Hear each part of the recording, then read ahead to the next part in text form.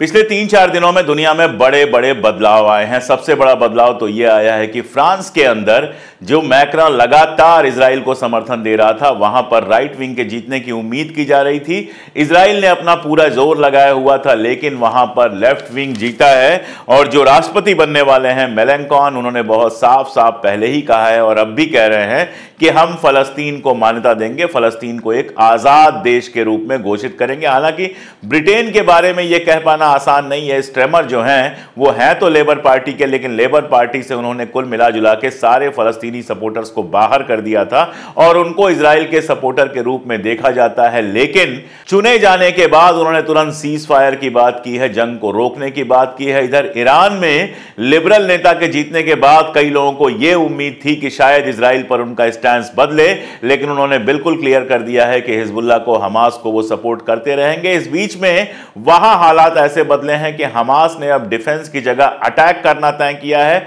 जिससे काफी नुकसान इजराइल को हुआ है। हिजबुल्लाह अब सीधे सीधे जो उनके स्पाई सेंटर हैं, जहां से वो जासूसी करते हैं, वहां हमला कर रहा है। और कुल मिला जुला के स्थितियां बेहद बदली हुई हैं, जिसमें बाइडेन आखिरी कोशिश कर रहा है सीज फायर की, लेकिन कम से कम मुझे वो कहीं पहुंचती हुई नहीं दिख रही है। ये और भी बहुत सारी खबरें लेकर हाजिर हूं मैं। बने रहिए मेरे साथ, देखते रहिए पूरा वीडियो।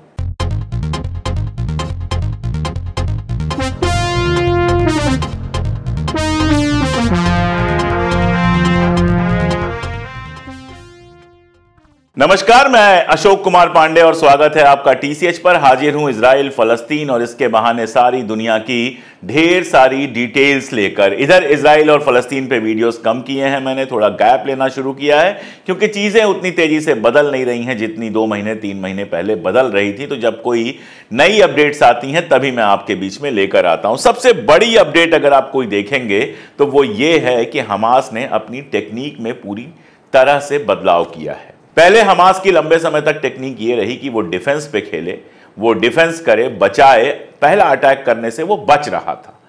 अब जब नेतन्याहू ने एक नई नीति अपनाई है, फिंगर करना इसको कहते हैं, मतलब गजा में बीच बीच में, जैसे ये 4 उंगलियां हैं, इसके नीचे जगह है, तो गजा में बीच बीच में इस तरह के पैसेजेस डेवलप कर लें, इस तरह की जगहें डेवलप कर लें जहां पर पूरी तरह से इजराइल का डोमिनेंस हो, ताकि गजा डिफरेंट हिस्सों में बंट जाए और इसके बाद लड़ाई करना आसान हो। मार के भागने वाली ये नीति है जो अभी नेतन्याहू ने लागू की है और जिसके चलते आप देख रहे हैं वहां पर बड़े पैमाने पर स्कूलों पर हमला हुआ है, हॉस्पिटल्स पे हमला हुआ है। हालांकि शुरू से ये हमले हो रहे हैं, लेकिन इनका पैटर्न थोड़ा बदल गया है। इसका मुकाबला करने के लिए हमास ने तय किया है अब सीधे अटैक की नीति अपनाने का, और वो नीति बहुत सफल हो रही है। लगातार इजराइल के काफी सैनिक मारे जा रहे हैं और जो एक्सपर्ट्स हैं उनका कहना है कि ये जो फिंगर वाली पॉलिसी इजराइल ने अपनाई है, इसके सफल होने का फिलहाल कोई भी चांस दिखाई नहीं दे रहा है। लेकिन नुकसान तो हो रहा है, ढेर सारे लोग मारे जा रहे हैं, इसमें तो कोई दो राय है नहीं। लैंसेट ने एक स्टडी की है, लैंसेट एक यूरोपियन संस्था है, उसने एक स्टडी की है और उस स्टडी में यह पाया है कि तकरीबन साल भर चली इस जंग में 1,86,000 गाजन्स की डेथ हुई है। मतलब 2.25 लाख से ज्यादा गाजा के रहने वाले, इसमें बच्चे भी हैं, औरतें भी हैं, जवान भी हैं, बूढ़े भी हैं, ये उनकी मौत हुई है, ये बताया है लैंसेट ने। और ये मौत मैं आपको बहुत सीधे बता रहा हूं कि ये मौतें कैसे होती हैं। जो हवाई हमले हो रहे हैं, घरों पे हमले हो रहे हैं, हॉस्पिटल्स पे हमले हो रहे हैं, उसमें आम लोग मारे जा रहे हैं। जबकि हमास की ताकत उस तरह से कम नहीं हुई है जितनी किसी जंग में उसकी होनी चाहिए थी, क्योंकि इजराइल का निशाना अक्सर और हमेशा ही लगभग लगातार आम लोग रहे हैं। हमास के साथ सीधे मुकाबले से वो बचता रहा है और जब भी सीधा मुकाबला हुआ है उसका अपना नुकसान हुआ है। और जो बात मैं बार बार दोहराता हूं कि इतने लोगों को मारने के बाद भी अपना कोई लक्ष्य वो हासिल नहीं कर पाया है।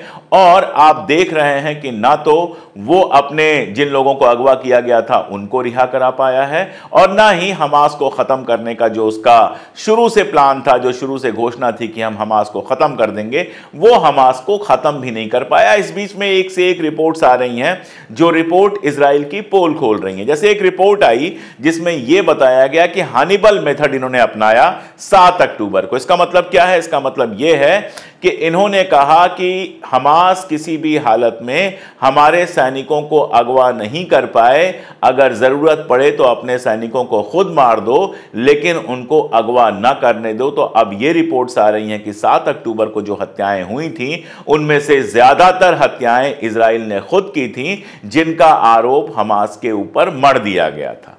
खैर, दुनिया में जो बदलाव आए हैं वो बड़े इंटरेस्टिंग हैं। सबसे पहले ईरान से बात करते हैं। ईरान में आप जानते हैं कि हवाई जहाज हेलीकॉप्टर के हादसे में रईसी साहब की डेथ हो गई थी, जो वहां के राष्ट्रपति थे और काफी डोमिनेंट चेहरा थे। वो लगातार हिजबुल्लाह को, हमास को, बाकी सबको सपोर्ट करते थे। उसके बाद फटाफट चुनाव हुआ और इस चुनाव में जो जीते हैं उनके बारे में कहा जाता है कि वो लिबरल हैं। बुर्के वगैरह को लेकर, खासतौर पे हिजाब वगैरह को लेकर जिस तरह की लाज वहां पे हैं उसका वो समर्थन नहीं करते रहे हैं और थोड़ा सा लिबरल व्यक्ति हैं। वो इस्लामिक स्टेट के अंदर थोड़ा सा लिबरल व्यक्ति हैं, ये कहा गया। और इसी चलते वहां पर युवाओं का काफी उनको सपोर्ट मिला है, वो चुनाव जीते।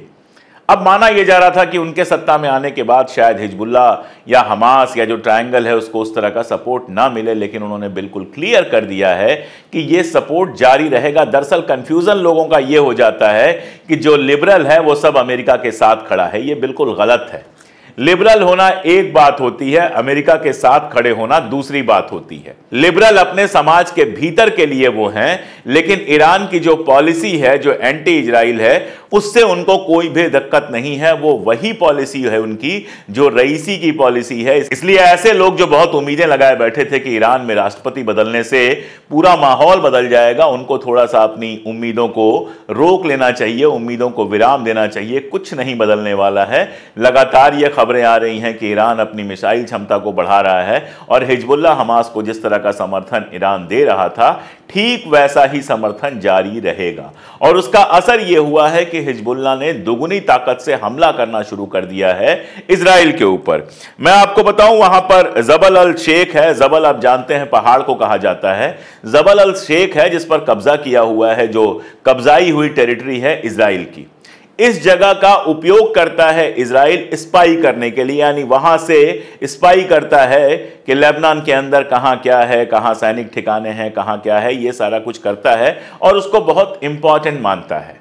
हिजबुल्लाह ने इधर पिछले दिनों गोलन हाइट्स पे और यहां पे लगातार हमले किए हैं और लगभग वहां के सेंटर्स को नेस्तनाबूद कर दिया है। जाहिर है कि बहुत सारे इजरायली सैनिक भी मारे गए होंगे, लेकिन इजराइल अपने मरने वाले सैनिकों की संख्या कभी ठीक से बताता नहीं है, इसलिए ये जानकारी तो नहीं है कितने लोग मारे गए, कितने लोग घायल हुए, लेकिन ये जानकारी तो अब सबके पास है कि इजराइल का जो पूरा स्पाई सिस्टम था, जो लेबनान के ऊपर नजर रखता था, उसको बुरी तरह से नुकसान पहुंचाया गया है।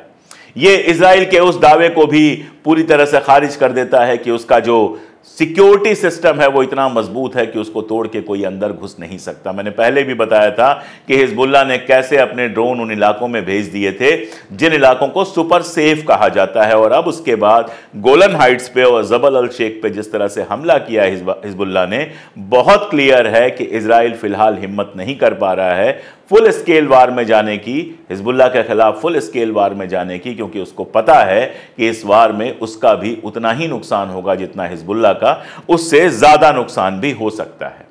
अगर और इंटरनेशनल दुनिया की तरफ नजर डालें तो ब्रिटेन में ऋषि सुनक की हार हुई। ऋषि सुनक के हार के बाद बहुत सारे लोग लिखने लगे कि लेफ्ट की ताकतें वहां पे जीत गई हैं, लेबर वहां पे जीत गया है। लेबर एक जमाने में लेफ्ट की ताकत जरूर हुआ करता था, लेकिन आज लेबर की हालत यह है, स्ट्रेमर ने आने के बाद वहां जो भी लेफ्ट के लोग थे, जो भी फलस्तीन के समर्थक थे, उन सारे लोगों को धीरे धीरे धीरे धीरे पार्टी से निकाल दिया। जेरेमी कॉर्बिन जो लेबर पार्टी के नेता रहे थे और फलस्तीन के बड़े समर्थक थे, उनको पार्टी से निकाला गया। उसके अलावा भी कई सारे लोगों को पार्टी से निकाला गया। लेकिन यह भी सच है कि जिस तरह से ऋषि सुनक और कंजर्वेटिव पार्टी ने आंख मूंद के इजराइल का समर्थन किया है, इसका खामियाजा उनको भुगतना पड़ा है ब्रिटेन के इलेक्शन में। इस इलेक्शन में जेरेमी कॉर्बिन जो है वो जीत के आए हैं। वो लेबर पार्टी से नहीं है, लेकिन वो जीत कर आए हैं और उनके साथ कम से कम 5 ऐसे लोग जीते हैं जो पूरी तरह से फलस्तीन के समर्थन में हैं, यानी 6 लोग तो यहां पे भी हैं। सत्ता में आने के बाद स्ट्रेमर ने जो पहला बयान दिया है, उन्होंने इजराइल के प्रधानमंत्री से भी बात की और असद साहब से भी बात की, जो पैलेस्टीनियन अथॉरिटी के चीफ हैं। और इस बातचीत में उन्होंने बहुत क्लियर कहा कि वहां पर सीज फायर होना चाहिए, जंग जल्दी से जल्दी रुकनी चाहिए। मजेदार बात यह है कि चुनाव के पहले स्ट्रेमर ये बात बिल्कुल नहीं कर रहे थे। बड़ी मुश्किल से जनवरी में उनके मुंह से कहलवाया गया था किसी तरह से एक बार, लेकिन उसके बाद और उसके पहले उन्होंने सीज फायर की कोई बात नहीं की थी। सत्ता में आने के बाद लेकिन वो सीज फायर की बात कर रहे हैं। फ्रांस में मान के ये चला जा रहा था कि मैक्रा जो है वो सेकंड पोजीशन पे आएंगे और जो राइट विंग पार्टी है वो राइट विंग पार्टी नंबर 1 पे आएगी। उस राइट विंग पार्टी को इजराइल का खुला सपोर्ट था। हालत यह है कि कई सारे इजराइल के खुले समर्थक जो हैं वो फ्रांस में हार गए हैं। राइट विंग पार्टी तीसरी पोजीशन पे चली गई है और लेफ्ट विंग पार्टी जो है पहली पोजीशन पे है। अभी मैक्रा दाएं बाएं कर रहे हैं, वहां पुलिस दाएं बाएं कर रही है, लेकिन फाइनली मेलेंकॉन का प्रधानमंत्री बनना लगभग तय है। और मेलेंकॉन अगर प्रधानमंत्री बनते हैं तो फलस्तीन को समर्थन देना तय है। यहां तक कि मेलेंकॉन ने यह घोषणा की है कि फलस्तीन को पूरी मान्यता दी जाएगी। अब आप देखिए, फ्रांस जो है वो सिक्योरिटी काउंसिल के अंदर है। यह बात बहुत गौर करने लायक है कि वो सिक्योरिटी काउंसिल का जो 7 लोग मेंबर्स हैं उनमें से एक है। रशिया पहले ही फलस्तीन के साथ खड़ा है, चाइना पहले ही फलस्तीन के साथ खड़ा है। अब अगर फ्रांस भी आ जाता है तो अमेरिका के लिए सिक्योरिटी काउंसिल के अंदर भी दिक्कत होनी बिल्कुल तय है, क्योंकि 3 मुल्क ऐसे हैं जो सीधे सीधे इजराइल के खिलाफ फलस्तीन के साथ खड़े हैं। ब्रिटेन में स्ट्रेमर आए हैं, स्ट्रेमर वैसे ही रहेंगे बिल्कुल जैसे ऋषि सुनक थे, या थोड़े उनके हालात बदलेंगे, थोड़ी उनके तरीका बदलेगा, क्योंकि जिस तरह के लोगों ने उनको वोट दिया है वो लोग लगातार प्रेशर बना के रखेंगे। ये देखने वाली बात होगी। और कहीं ब्रिटेन ने भी अपना रास्ता बदल लिया तो ये समझिए कि अमेरिका सिक्योरिटी काउंसिल के अंदर बिल्कुल अकेला पड़ जाएगा। वो तो वीटो लगा ही सकता है, लेकिन ये सारे मुल्क भी लगातार वीटो लगाएंगे और इजराइल के लिए इंटरनेशनल पॉलिटिक्स में दिक्कत होना तय है। इसके असरात जो हैं वो खाड़ी के अंदर भी दिखने शुरू हो गए हैं। एर्दोगान के बारे में हम लोगों ने अक्सर बात की है। एर्दोगान जो है वो आगे पीछे करते रहे हैं, कभी इजराइल के साथ दिखाई देते हैं, कभी फलस्तीन के साथ। बयान तो हमेशा फलस्तीन के सपोर्ट में देते हैं, लेकिन इधर हमने देखा कि एर्दोगान ने लगातार अपनी पॉलिसीज बदली है। इजराइल के साथ जो उनके ट्रेड था, जो उनका व्यापार था, जो उनकी तिजारत थी, उसको पूरी तरह से खत्म किया है। और ना केवल उसको पूरी तरह से खत्म किया है, अब यह खबर आ रही है कि वो सीरिया में असद के साथ बातचीत करने के लिए तैयार हैं और इसमें मेडिएशन कर रहा है सोवियत रूस। यानी कि पुतिन जो है वो मेडिएशन कर रहे हैं और असद और एर्दोगान की मुलाकात होने वाली। अब देखिए, ये अपने आप में बहुत ही बड़ी खबर हो जाएगी। अगर असद के साथ एर्दोगान का रिलेशन नॉर्मल होता है, अगर मैं कह रहा हूं, लगातार अगर कह रहा हूं कि अगर असद और एर्दोगान की बातचीत सफल रहती है, रशिया अपना प्रेशर डालकर इन लोगों को साथ लाने में सफल हो जाता है, तो आप यह समझिए हिजबुल्लाह हमेशा से असद का समर्थक रहा है, ईरान असद का समर्थक रहा है। इधर अगर एर्दोगान भी हो जाते हैं तो सीरिया के अंदर अमेरिका और इजराइल दोनों की पोजीशन बहुत मुश्किल होने वाली है। और ये जो एंटी इजराइल मोर्चा है ये बड़ा हो सकता है। एक बयान मैं आपको पढ़वा रहा हूं, ये सऊदी अरब से बयान आया है। सऊदी अरब ने पहले भी बयान दिए हैं, लेकिन ये बयान आप देख रहे हैं कि ये जरा अलग है। इसमें सऊदी अरब ने सीधे सीधे मांग की है इंटरनेशनल लोगों से, इंटरनेशनल जो कंट्रीज हैं, कि इजराइल के ऊपर बैन लगाया जाए, इजराइल को सैंक्शन किया जाए। जो उसने युद्ध अपराध किए हैं, जो वार क्राइम किए हैं, उसके लिए उनको सैंक्शन किया जाए। अब देखिए, फलस्तीनी लगातार ये सवाल पूछ रहे हैं कि कहां जाएं हम लोग, और जो अरब कंट्रीज हैं वो कहां हैं, वो क्यों नहीं हमारी मदद कर रहे हैं। ये सवाल लगातार फलस्तीनी लोग पूछ रहे हैं। अब ये बयानात आते हैं, ये बातें आती हैं, तो दूर से ये लगता है कि शायद कंडीशंस थोड़ी बेहतर हों, लेकिन अभी भी अमेरिका का प्रेशर इतना ज्यादा है कि चाहे सऊदी अरबिया हो, चाहे बाकी कंट्रीज हो। आप जानते हैं कि जिस जमाने में हूथी ने पूरी तरह से रोक दिया था इजराइल के जहाजों को बीच से जाने से, अभी भी रोका हुआ है। उस समय सड़क का रास्ता देने वाले यही सऊदी अरब थे, यही यूएई था। इन्हीं सब कंट्रीज ने सड़क का रास्ता देकर इजराइल का माल जो है वो उस मुल्क में पहुंचाने में मदद की थी। अब ये लोग बातें कर रहे हैं, ये लोग लगातार कह रहे हैं सैंक्शन किया जाए, युद्ध रोका जाए, जंगबंदी की जाए, ये सारी बातें ये लोग कर रहे हैं। इस पर कितना भरोसा किया जा सकता है मैं नहीं जानता, लेकिन जैसे जैसे इंटरनेशनल माहौल बदल रहा है और जनता का प्रेशर तो आप जानते ही हैं। स्ट्रेमर के आते ही कल लंदन में जबरदस्त प्रदर्शन हुआ है, लाखों लोग सड़क पर आए हैं और उन लोगों का कहना है कि लेबर कह रहा है कि हम बदलाव करेंगे तो उसको फलस्तीन के बारे में जो सुनक की पॉलिसी है उसमें भी बदलाव करना चाहिए। उसमें अगर बदलाव नहीं करता है तो कोई मतलब नहीं है लेबर के आने का। जैसे सुनक वैसे ही स्ट्रेमर भी। और इन सब के बीच जो बाइडेन भी आप जानते हैं कि अपने यहां डरे हुए हैं इस बात से कि कहीं इजराइल के चक्कर में उनकी कुर्सी ना चली जाए, चुनाव तो वहां भी होना है। तो वो एक डील की कोशिश कर रहे हैं, एक आखिरी कोशिश कर रहे हैं सीज फायर की, जिसमें कतर शामिल है, जिसमें इजिप्ट शामिल है, मोसाद जो इजराइल की स्पाई एजेंसी है वो शामिल है और CIA शामिल है। इनके 4 लोग जो हैं वो हमास के साथ बातचीत करने के लिए गए हुए हैं। लेकिन उस बातचीत से पहले ही नेतन्याहू ने शर्त लगा दी है और बाकी शर्तें छोड़िए, सबसे बड़ी शर्त उसने ये लगाई हुई है कि जंगबंदी जो होगी, युद्ध जो रुकेगा वो थोड़े दिनों के लिए रुकेगा और एक बार जब हमारे लोग वापस आ जाएंगे तो हम दोबारा जंग शुरू कर सकते हैं। अब आप सोचिए हमास इसको कैसे मानेगा कि आप युद्ध थोड़े दिन के लिए रोकेंगे, वो सारे लोगों को रिहा कर देगा, अगवा किए हुए लोगों को, और उसके बाद आप फिर से जंग शुरू कर देंगे। तो काहे का सीज फायर, ये तो सीज फायर है ही नहीं। तो कुल मिलाजुलाकर ये है कि ये जो कोशिश है ये दुनिया की आंखों में धूल झोंकने के लिए है। हर बार ऐसी कोशिश शुरू की जाती है और हर बार नेतन्याहू ऐसी शर्तें रख देता है कि ऐसी कोशिशें कामयाब नहीं होती हैं। तो कम से कम मैं तो कोई उम्मीद नहीं कर पा रहा हूं कि सीज फायर की कोई भी ऐसी डील सफल होगी जिसमें इजराइल ये चाहे कि वो दोबारा जंग शुरू कर देगा।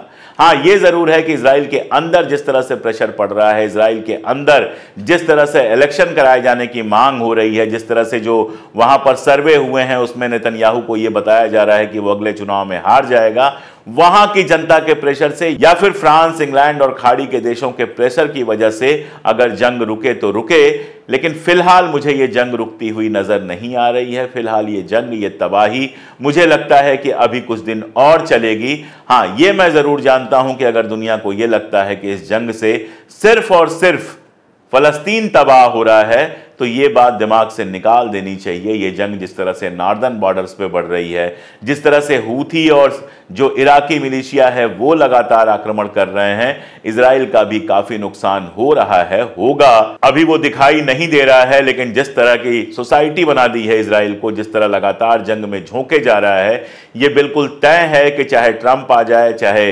बाइडेन आ जाए, चाहे कितनी भी मदद हो जाए, ये जंगें इजराइल को भी तबाह बर्बाद करेंगी। और जैसे फ्रांस में एक ऐसी सरकार आई है जिसने कहा है हम फलस्तीन को समर्थन देंगे, इसका असर जो होगा यूरोप के दूसरे मुल्कों पर भी पड़ेगा। और जैसे जैसे फलस्तीन के लिए समर्थन और बढ़ेगा इंटरनेशनल लेवल पे, वैसे वैसे इजराइल के लिए मुश्किलात भी बढ़ेंगी। अभी जो हालात हैं वो मैंने आपको बताया। मेरी कोशिश होगी कि आगे भी जब कोई बड़ा अपडेट आता है तो मैं इजराइल और फलस्तीन पर आपको अपडेट देता रहूं।